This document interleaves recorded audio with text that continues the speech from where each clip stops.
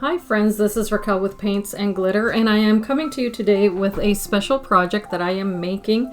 It is a Christmas card with lots of sparkle made with Tonic Studios dies and beautiful items from Reneabouquets. This will be an entry to the challenge over at Simply Cards and Paper Craft. This magazine is asking for a Christmas card with lots of shine, and as you can see here, I've selected glitter cardstock and this gorgeous red cardstock as well. The glitter cardstock is also from Tonic Studios. This base piece of paper will be the base of my card. It is 110-pound cardstock and is also 11 inches by 6 inches. I will score this at the 6-inch mark.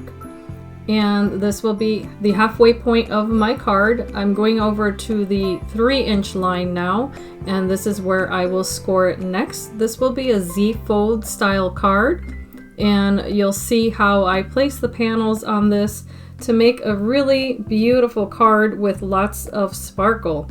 I'm just going to go ahead and fold it now in half, and then I'm going to burnish it with my bone folder. This will allow my card to fold easily and have a really nice crease. And here I'm folding it back, and that is at the 3-inch mark. So this is exactly the shape that it will have at the end, is the Z shape. And now I'm moving on to a smaller piece of cardstock. This is going to be one of the layers on this card, and it is about a 4¼ inch piece of paper or so. And I'm just scoring it at every ½ inch, but if you can tell, I'm doing it on the diagonal. And then I'm just meeting it up again on the other side. I'm allowing the grooves to tell me where the previous score marks are, and then I'm just lining it up again. This is just the way that I like to do it, so that if I have a small point on my paper, I can still score it accurately. So once those little grooves are fitting back in there, I'm going right back to my ½ inch markings. So as you can tell, it's at the 2½, 2, 1½, 1, and then ½ inch. This will allow me also to know where to place it next. So I just tilt it over in about a 90-degree angle, and then I'm repeating the process again. And when this is done, you're going to see the pattern that will appear on this paper. This is something that you can do when you don't have an embossing folder. If you like to have embossing on your paper and you just want to repeat patterns of lines, you can use that grid that you see here. This is my Martha Stewart scoreboard, and here you can see the result of all of those score lines. I now have a diamond pattern on my paper, and I think it is so pretty because it's going to look really nice as the background to the image I'll be using on my card. Once I have that all complete, I'm going to run this through my die cutting machine, and here's what I did. I cut it out in an oval shape. And what I'm going to show you now is the same process for this larger piece of red cardstock. This measures just under 6 inches because this is the largest panel I will put on my card. So it's actually 5¾ inches wide and 5¾ inches tall. I'm proceeding to do the same thing again, which is scoring this. And here I'm going a little bit heavier, so I am running my score tool over this twice because this is heavier cardstock. And you're going to see the back now the same way you see the pattern. So this is going to be, again, the base or the largest piece on my card. I'm placing that on that 6-inch wide side.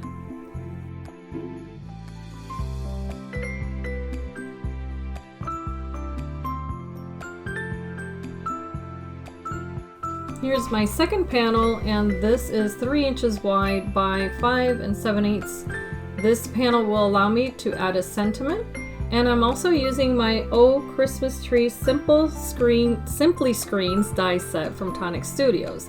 That's what I use to cut out this decorative piece of red cardstock that will layer on top of the gold.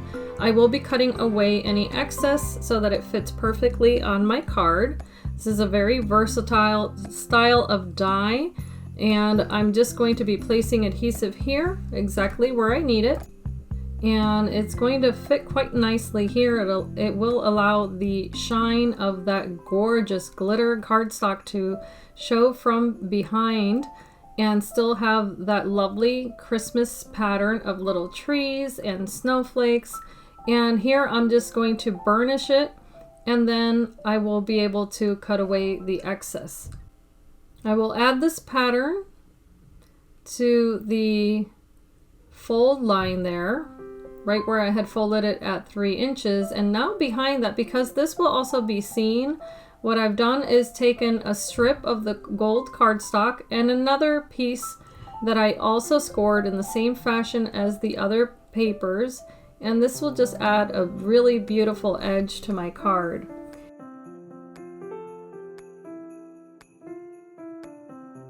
Here I have a beautiful board piece from Reneabouquets. I have a piece of acetate. I have ovals that I have cut out in red cardstock and also in the gold. You can see me layering those pieces together. And the ones that you see here, I cut multiple times. What I did was I used 2 size ovals and cut them out of very thick white cardstock. This is going to allow me to have a nice edge where I will be placing the frame or the little wreath, and I'll transform it into a shaker. These are the dies I used. They were Hero Arts dies. And now I'm going to use this gorgeous wreath here. I'm going to place my acetate right behind it. So I'll put my bead of adhesive here, and next I can place the acetate right on top. And please allow time for this to dry. The video is sped up, but you need to set it aside and allow it to dry completely. I've used this stamp. It's called I'm Dreaming of a Bright Christmas. I thought it was wonderful. And also this die set from Tonic Studios. It is the Bouquet and Banners Wonderful die set. So out of that die set, all I used was the little banner here. I thought it fit perfectly, and I was able to move the stamp a little bit to fit perfectly on that. Here is yet another frame that I cut out using the ovals from Hero Arts. I'm placing the papers one on top of the other, and that white one is the one where I had scored all of those little diamond shapes. And I'm placing this little girl right on top. She's a printed beautiful board piece from Reneabouquets, and she's going to be the centerpiece on the inside of my card. So I'm just placing dry adhesive really nice and strong because this is a heavier card. And I'll be linking all of these products down below in the description area of this video. So from my Tonic Craft Kit number 15, I'm also using these gorgeous corner pieces. These are photo corners, but you can definitely use them any way you like. I've decided to frame my card with these just to add a bit more sparkle, of course. And the ornate shape is just absolutely beautiful. It has a lot of detail, and that's what I love to add to my cards.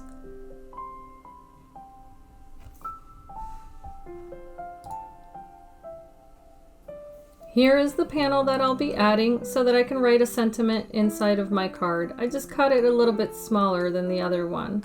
Because I want my card to look cohesive on the outside, I went ahead and used 2 more photo corners from the Tonic Craft Kit number 15 to adhere to the outside. And this way, when the card is folded flat, it looks as if it's all one. Back to the shaker, here are those ovals that I had adhered together. I'm now going to place it on my base here, and here's a little tip. If you have too much adhesive, use a pointy metal tool and you can take some off if you need to. So here, what I noticed was that that white edge was a bit too stark because my smaller oval frame is not exactly an oval. So I just took a Nouveau marker and I painted it red, and no problem there. I'm also using seed beads and Nouveau sequins, and this will be the inside of my shaker. I'll just place that little frame right on top, and I did set it aside with an acrylic block to allow it to dry. Once it was all dry, I have my beautiful shaker, which is going to go right on top of my card. Again, with strong, dry adhesive, double-sided adhesive. I place that right on the front of my card, and also the sentiment. It says, "I'm dreaming of a bright Christmas."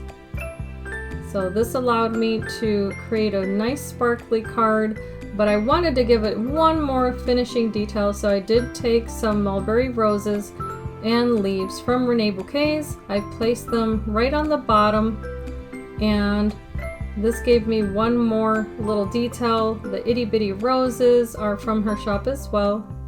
I love using these on my cards, and the little stem had broken off, but I went ahead and added it anyway.